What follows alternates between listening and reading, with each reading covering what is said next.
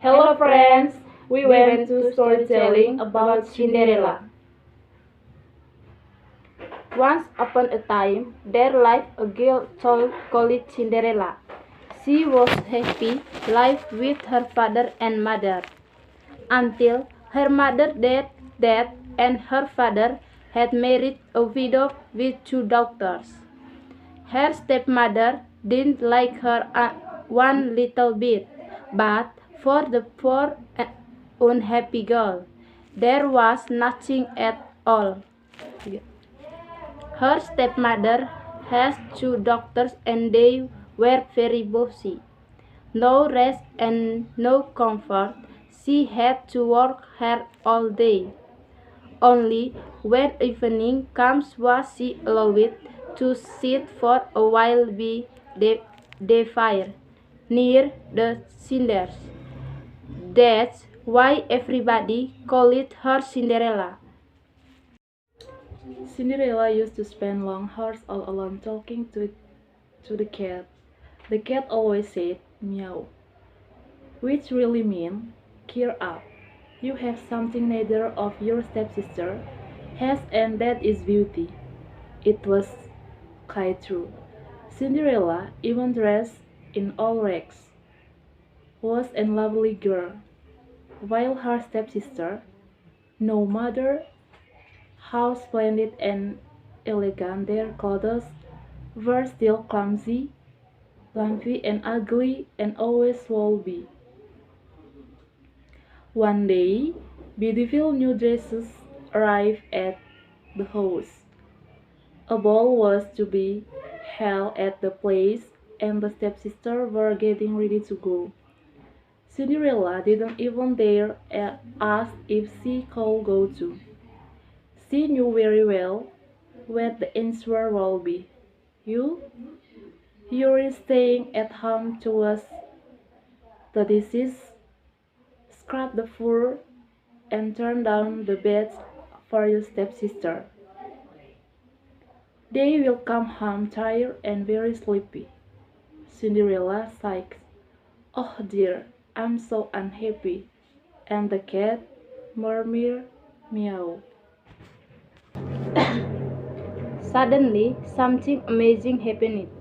As Cinderella was sitting all alone, there was a burst of light and a fairy appeared. Don't be alarmed, Cinderella, said the fairy. I know you would love to go to the ball, and so you shall. How I can dressing in that? Cinderella replied. The fairy smiled. With a flick of her magic wand, Cinderella found herself wearing the most beautiful dress she had ever seen. Now for you, coach, said the fairy. A real lady would never go to a ball on foot. Quick, get me a pumpkin. Oh, of course, said Cinderella, rushing away. Then the fairy turned to the cart. You bring me 7 mice, and remember, they must be alive. Cinderella soon returned with the pumpkin and the cart with 7 mice he had caught in the cellar. With a flick of the magic wand, the pumpkin turned into a sparkling coach, and the mice became 6 white horses, while the 7 mouse turned into a coachman in a smart uniform and carrying a whip. Cinderella could hardly believe her ears. You shall go to the ball, Cinderella. But remember, you must leave at midnight. That is when my spell ends.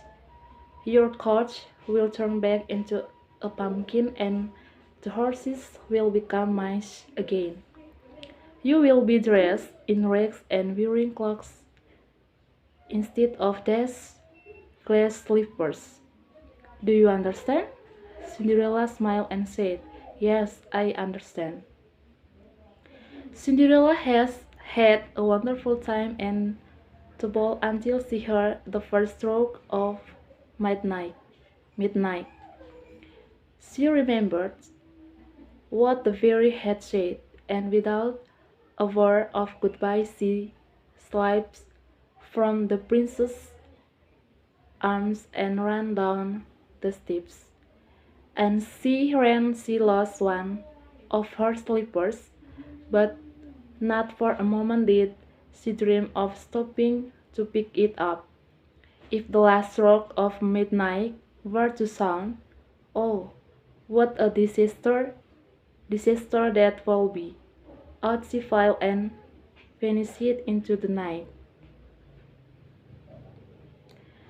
The prince, who was now madly in love with her, picked, picked up the slipper and said to his ministers,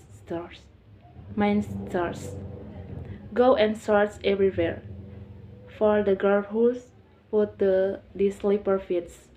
I will never be content until I find her.